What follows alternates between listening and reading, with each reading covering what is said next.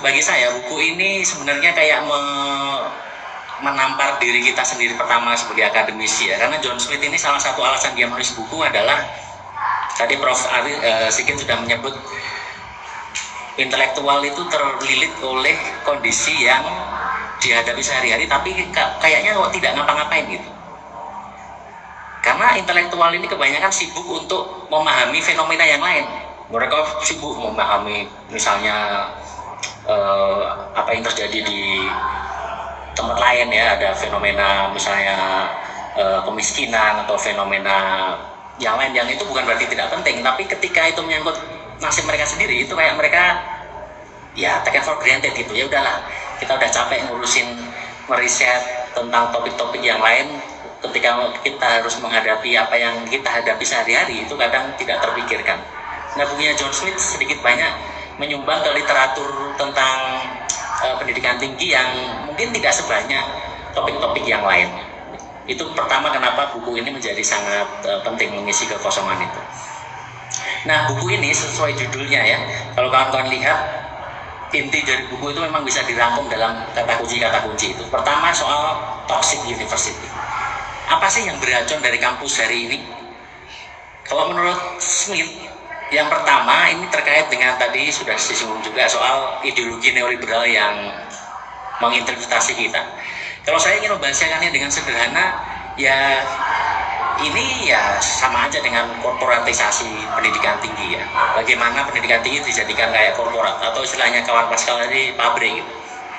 Kalau kayak korporat kan berarti apa yang dijual pertama kali. Nah, kawan-kawan masih udah paham nih apa yang dijual oleh kampus hari ini. Yang pertama kalau mahasiswa ya kursi. Kalau di program reguler nggak masuk, dibuatlah program internasional. Saya tidak menganggap bahwa kemudian yang internasional itu pasti beli ya, kursi dalam pengertian dia nggak punya kemampuan ya, tapi fakta bahwa ada ekstra kursi yang itu jalurnya berbeda dengan jalur yang reguler itu berarti ada pertanyaan di sana. Itu terus pakai mekanisme yang seperti apa? Apalagi yang bisa dijual di kampus hari ini selain kursi, gelar. Berapa banyak orang yang diberikan gelar honoris causa profesor yang itu kemudian sebagai timbal baliknya orang yang diberi itu akan memberikan sesuatu ke kampus. Biasanya ya sumber daya ekonomi ya, entah itu proyek riset atau yang lain. Yang bisa dijual yang lain apa? Sekarang yang paling mudah ya pengetahuan. Apa sih yang lagi ngetren hari ini? Misalnya digital society. Oke, semuanya sekarang jualan soal pelatihan digital, awareness lah, digital apa, digital A, B, C dan yang lain sebagainya. Sesuatu yang sedang in di market, di pasar yang laku kira-kira dijual. Anda nggak mungkin ada kampus jualan ide-ide Marx, training Karl Marx, harganya 100.000. Nggak akan ada yang daftar itu.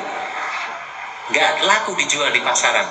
Tapi kalau yang dijual tadi digital awareness atau social entrepreneurship atau tema-tema yang sedang laku di pasar itu kemudian laku ternyata dijual. Ada pembelinya gitu. Karena mereka dengan beli itu mereka bisa meningkatkan bargaining mereka di pasar untuk bisa kompetitif dan akhirnya bisa meraup sesuatu dari situ. Nah, ketika kampus menjadi korporasi seperti ini, ideologi neoliberal masuk di sini, semuanya menjadi komoditas, maka yang lahir ini toksik yang pertama ya kalau menurut saya. Kampus ini sekarang budayanya bukan lagi budaya intelektual ya. Budaya intelektual itu kan kalau Anda di kampus itu bisa bertukar gagasan, bisa refleksi, bisa berdebat, beradu argumen. Yang ujungnya adalah sebenarnya juga untuk masyarakat juga. Inovasi itu kan akarnya dari kritik ya. Critical thinking. Bagaimana Anda bisa melakukan inovasi, memperbaiki hal yang baru kalau tidak mengkritik sesuatu yang ada sekarang? Tapi critical thinkingnya udah dimatiin sekarang. Sekarang semuanya suruh jadi tukang. Semuanya suruh jadi entrepreneur.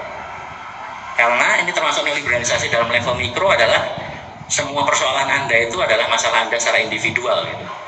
Jadi kalau Anda ingin mengatasinya ya lengkapilah diri Anda dengan kemampuan-kemampuan individual. Makanya buku-buku self-help di Gramedia, bukunya Mario Teguh, bukunya Tung Desung Waringin, Tung Desung yang lain-lain itu laku keras. Karena itu kayak membekali diri Anda agar Anda bisa berkompetisi dengan orang yang lain. Inilah individualisasi masalah. Anda kemudian lupa bahwa ada sebuah sistem sosial yang ternyata sebenarnya berpengaruh penting dalam problem hidup Anda itu, bukan karena problem Anda sendiri. Ini menjadi toksik karena kampus itu harusnya tadi menjadi medan pertukaran gagasan, refleksi, medan untuk berinovasi sebagai akibat dari critical thinking tadi yang tujuannya yang membuat masyarakat lebih baik pada intinya. Tapi itu nggak akan terjadi ketika masyarakat kampus menjadi one dimensional man ya, kalau istilahnya Herbert Marcuse itu. Ya kampus hanya jadi dimensi ekonomikus saja, dari homo economicus doang gitu. Suruh semua disuruh jadi entrepreneurship. Nah itu kampus menjadi toksik di situ yang pertama. Yang kedua, yang ini kenapa ini bisa dimungkinkan, aspek yang kedua persis yang di subjudulnya itu ya soal zombie leadership ini. Apa sih yang dimaksud zombie leadership? Apa yang ada dalam bayangan Anda ketika bicara zombie? Zombie ini kan secara fisik mati ya, tapi dia bisa jalan, bisa hidup gitu. Nah analogi ini dipakai John Smith untuk menggambarkan bagaimana sesuatu yang mati itu dipanggil-panggil lagi untuk mengurusi dunia ini. Apa sih yang udah mati? Bagi John Smith yang mati itu sebenarnya ya ide-ide fundamentalisme pasar itu, bahwa semua hal itu kalau diserahkan ke pasar akan teratasi dengan dirinya sendiri.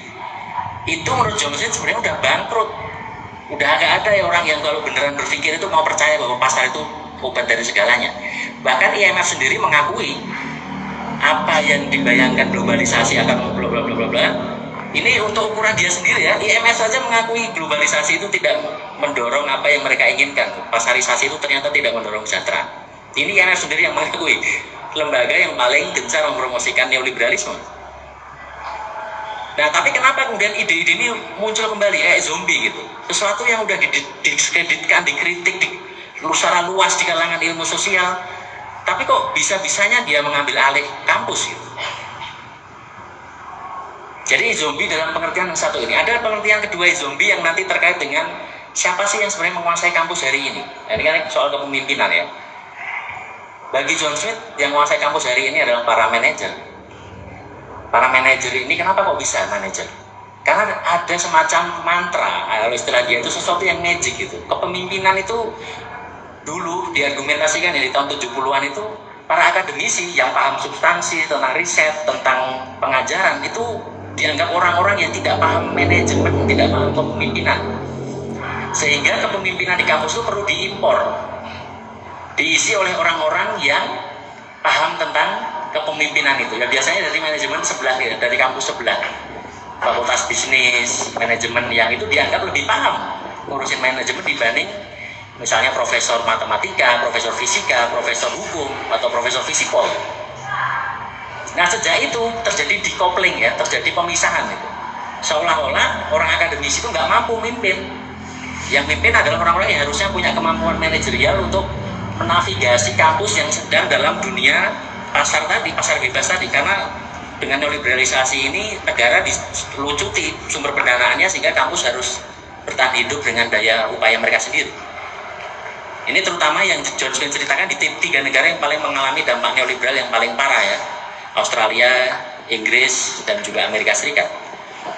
Yang itu memaksa memang kemudian manajer akhirnya menduduki jabatan-jabatan kunci di situ. Nah, manajer ketika menduduki jabatan kunci itu kemudian apa yang mereka lakukan? Tugas mereka itu cuma 2. Pertama, meningkatkan citra kampus agar punya world prestige gitu. Nah, yang kedua, yang terkait dengan yang pertama, ketika prestisnya naik, maka sumber daya ekonomi juga akan ikut naik. Karena ketika prestis kampus naik, biasanya pemerintah atau korporasi itu akan ngasih duit yang gede ke situ, ngasih dan donor untuk riset dan lain sebagainya itu. Nah, upaya untuk mencapai itu kemudian membuat manajer punya kemampuan yang mengontrol yang luar biasa. Mereka punya 3 kontrol paling tidak ya terhadap dunia kampus. Yang pertama, mereka punya kontrol terhadap dosen. Anda, kalau saya termasuk Prof. Sigit pasti sudah sering ya tadi audit, laporan kinerja, evaluasi, BKD, macam-macam itu adalah bagian dari kontrol manajerial. Kalau di kampus yang tadi saya sebutkan tadi di negeri-negeri kayak UK, Inggris, Amerika dan Australia itu memang manajer itu benar-benar orang yang tidak punya background akademik sama sekali. Kalau di Indonesia mungkin masih punya background akademik, dekannya masih dosen juga gitu. Tetapi kalau saya amati ya, ini pengamatan saya secara sepintas, Meskipun mereka ini dosen, ketika udah menjabat menjadi dekan atau menjabat jadi rektor, tadi yang disebut prof Sigi tadi, terjadi korosi identitasnya. Ini udah bukan identitas intelektual lagi. Logika mereka udah ngikutin logika manajerial yang harus mereka lakukan, karena kalau enggak mereka kehilangan posisi itu. Ini kan Uniswa sudah dijebak dalam persaingan pasar bebas. Aku cemplungan ke laut namanya pasar bebas. Kalau kamu mau bertahan hidup, cari uang sendiri. Sehingga kalau kayak gitu, nakodanya ya harus ngikutin logika-logika dasar agar bertahan hidup kan. Jualin apapun yang bisa dilakukan itu. Jadi kalaupun intelektual yang memegang posisi tinggi tadi, mereka juga harus tetap tunduk akhirnya pada logika pasar bebas tadi.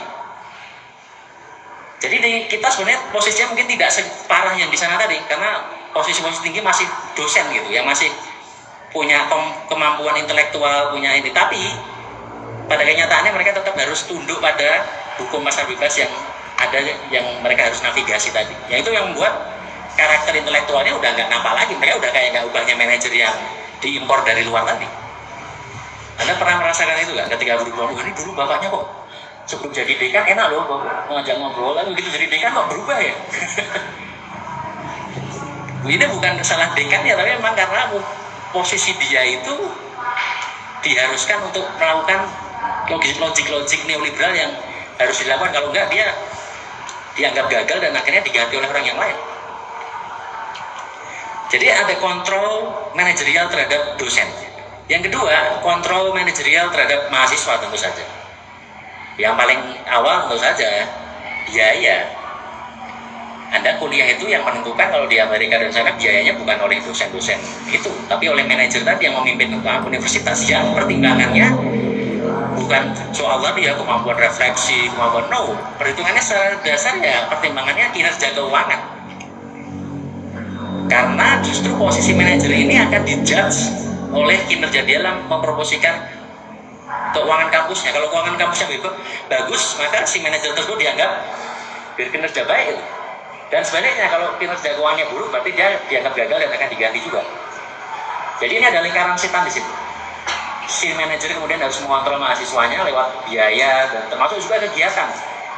Kegiatan-kegiatan yang dianggap tidak bermanfaat, ngapain diadakan? Ngapain misalnya ya manajer publik, manajer kampus ya, ngapain diskusi kayak gini? Apa gunanya ini? Dari segi prestis dan sumber keuangan, nggak ada ini. Diskusinya harus tempat yang formal, yang di auditorium, kemudian harus ada poster yang baik, kata-katanya harus halus, tidak ada kritik yang ini, karena itu diharapkan dapat menarik sponsor berikutnya gitu. Kalau diskusinya seminar nasional kayak gini, ya akan ada donor yang akan masuk kira-kira. Jadi itu mereka juga punya kontrol terhadap kegiatan mahasiswa di sini. Nah yang ketiga, kontrol manajer terhadap kampus ini juga terjadi dalam bentuk resources ya, sumber daya. Karena mereka kemudian yang menentukan, kalau mereka ini yang memegang kendali terhadap logika kampus berjalan, ya apa sumber daya yang bisa dipertahankan, mana sumber daya yang perlu dibuang, itu ada di tangan mereka. Yang paling gampang sekarang adalah di kampus-kampus di Eropa dan Amerika Utara itu, jurusan-jurusan yang dianggap tidak bermanfaat praktis bagi masyarakat akan dihapus. Humanities, arts, sastra. Nah, mungkin bentar lagi sosiologi, ya. Jadi hati-hati. Sosiologi yang ketika tidak dianggap punya manfaat praktis bagi industri, pasar, membuat apa? Departemen sosiologi ada. Kalau departemen MKP masih punya mungkin ya kemampuan manfaat praktisnya itu, ya nanti membuat birokrat-birokrat yang tunduk pada mekanisme pasar misalnya. Tapi sosiologi ini kan abstrak ilmunya. Ya, variasi. Hati-hati nanti beberapa tahun lagi mungkin alumni udah nggak ada.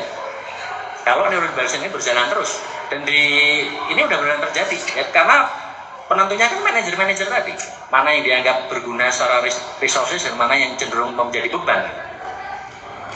Prodi, kegiatan mahasiswa, riset itu juga semua logikanya adalah mana yang memberi manfaat secara keuangan dan mana yang membebani. Semua yang menjadi beban di cut, termasuk dosen. Dosen-dosen banyak di cut ketika itu udah dianggap menjadi beban. Dia nggak melahirkan publikasi, nggak mau nambah prestis universitas misalnya, atau nggak bermanfaat secara praktis bagi industri, ya mereka akan di cut dari kampusnya. Jadi ini kekuatan manajer yang begitu luar biasa dalam era neoliberal ini menjadi suatu yang toksik, karena kemudian kampus dikendalikan bukan oleh orang yang punya komitmen terhadap riset dan pengajaran. Ini bukan dikendalikan oleh dosen yang punya komitmen terhadap pengajaran yang menguasai secara substansi. Ini dikendalikan oleh orang-orang yang otaknya cuma ngurusin gimana kinerja keuangan kampus berjalan dengan baik. Kalau kayak gitu jangan harap pada kampus ada perdebatan yang serius. Kalau ada yang mengatakan, oh tetap ada tuh perdebatan, ya perdebatannya di mana dulu? Perdebatannya biasanya kan di level teknis saja. Misalnya tujuan semuanya sama, pertumbuhan ekonomi tujuannya. Tinggal berdebat, oh bagaimana cara mencapainya. Nah, itu namanya bukan debat kalau kayak gitu.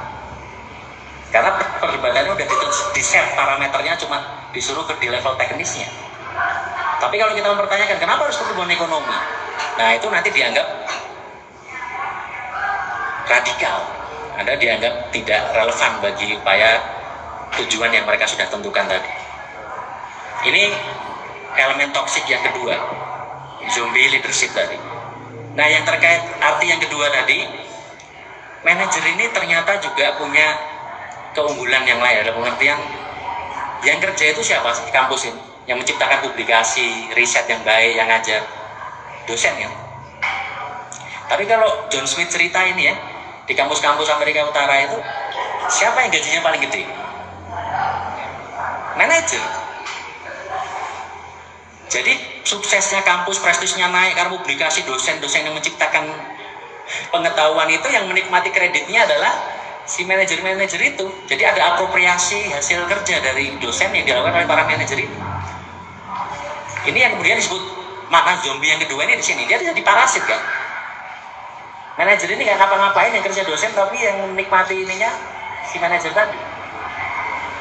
Dosen dan mahasiswa dieksploitasi, kemudian hasilnya diambil alih. Jadi itu makna zombie yang kedua. Kemudian yang ketiga, ini yang title terakhir ya, academic rockstar. Nah ini Anda pengen jadi salah satunya nggak? Apa yang dimaksud John Smith sebagai academic rockstar? Semuanya bermula dari hibah riset yang kompetitif. Hibah riset yang kompetitif plus kelompok. Ini karena implikasinya banyak. Pertama, kompetitif itu artinya hanya sedikit yang akan diberi. Yang kedua, udah sedikit itu sifatnya kelompok. Kalau kelompok itu kan artinya tentu sedikit lagi, karena kalau itu diberikan individu akan lebih banyak individu yang dapat itu. Terutama untuk ilmu sosial ya, yang terbiasa melakukan risetnya secara individual. Jadi lagi-lagi ilmu sosial ini pokoknya udah di tepi jurang lah kira-kira. Udah nanti jurusannya bisa jadi tutup karena nggak relevan. Terus juga dalam hal ini hibah riset juga dianggap tidak relevan juga gitu. Nah, yang menjadikan hibah riset ini destruktif tadi adalah hibah riset yang kompetitif kayak gitu, udah jumlahnya yang penerimanya dikit, mereka ini tema-temanya kan udah ditentukan. Para donor itu menggunakan argumen riset-riset didanai kalau dia bisa co-op atau deals with real world problem, masalah yang real di dunia. Pertanyaannya tentu saja, yang lu maksud yang kayak apa masalah real itu? Kan itu yang menyeting mereka. Tema-tema yang menentukan juga mereka sendiri. Apakah sosiologi kemudian nggak bisa menjawab persoalan real? Misalnya. Tapi ya anyway, mereka yang punya kuasa, mereka yang punya duit itu. Jadi ya suka-suka mereka. Mereka kemudian menentukan tema-tema tertentu. Tahun ini temanya ABC, disruption, digital, apa. Kalau Anda bicara social inequality ya maaf mas, itu bukan agenda tahun ini. Anda nggak akan dapat dibahas. Atau Anda bicara apalagi sosial kelas itu, kelas sosial, kapitalisme. Itu baru masuk ronde 1 seleksi proposal udah hilang itu proposal Anda. Karena bukan hanya ini nggak bermanfaat bagi sistem, ini mengancam itu ya, melawan sistem itu sendiri. Jadi ketika ada proses seleksi semacam itu, ada semacam istilahnya Smith ini self-censorship. Akademisi akhirnya ya kayak memonitor dirinya sendiri. Aku udah tahu kalau pakai tema-tema yang radikal nggak akan dapat nih. Makanya aku ubah temaku, aku ubah pendekatanku, aku ubah. Aku menyesuaikan diri dengan keinginan donor agar bisa diterima. Nah, ketika sebagian orang itu melakukan self-censorship, inilah orang-orang yang akan mendapatkan hibah, dan dengan hibah itu bisa menulis publikasi yang banyak, dan akhirnya bisa produktif, memperbesar lembaganya, terkenal di mana-mana. Nah, inilah yang disebut Smith sebagai akademik yang rockstar. Ini kesannya kan agak mengejek gitu ya. Tapi mengejeknya sebenarnya bukan karena mereka nggak punya kemampuan. Mereka punya kemampuan intelektual dalam pengertian menulis publikasi riset yang baik, itu mereka punya. Cuman mengapa disebut rockstar ini, karena tadi mereka ini orang-orang yang konformis gitu. Mereka menyensor dirinya sendiri agar masuk dalam kategorinya penerima hibah tadi gitu. Dengan menggadaikan dalam tanda kutip prinsip-prinsip yang dia pegang gitu. Passion yang dia pegang hanya demi dapat hibah tadi. Nah, ini juga yang kemudian Smith sebut sebagai peneliti kapitalis, riset kapitalis. Karena ketika jadi rockstar, terkenal, di hadapan donor udah sering dapat, sering publikasi, jaringannya banyak, lembaganya makin membesar, mereka bisa mempekerjakan peneliti-peneliti yang lebih muda untuk mengerjakan risetnya itu. Dan dengan itu memperoleh resources yang lebih gede lagi, mengakumulasi resources itu. Makanya kemudian Smith menyebutnya ini peneliti-peneliti kapitalis. Itu di satu sisi ya, tapi di sisi lain orang yang nggak mau konfront dengan sistem tadi, tetap ke judulnya kapitalisme dan kelas gitu, ya nggak akan dapat itu orang-orang kayak gitu. Dan ketika dia nggak dapat, ya terus ngapain ya, nggak dapat apa-apa, tersisih. Ya terkenal aja nggak itu. Mereka menjadi peneliti yang proletar tadi, lawannya dari yang peneliti kapitalis tadi. Sebagai penutup, saya ingin ini ya, karena bukunya John Smith ini memang ingin menjawab pertanyaan kenapa terus kok kampus akademisi cenderung diam itu terhadap fenomena ini. Jawaban dia agak menggelitik ya, agak men-trigger ini saya. Yang pertama, kita tahu semua ada aspek external forces, kekuatan eksternal tadi, kebijakan neoliberal di seluruh dunia, privatisasi terhadap barang publik, kesehatan, pendidikan. Tapi yang menarik dari John Smith adalah penjelasannya yang aspek kedua, faktor kedua, yaitu kampus hari ini kayak gini karena adanya kolaborasi dari si para akademisinya. Dan contoh paling gampang ya tadi, bagaimana para akademisi itu masih berharap dalam sistem yang neoliberal itu mereka masih bisa menjalankan riset yang baik.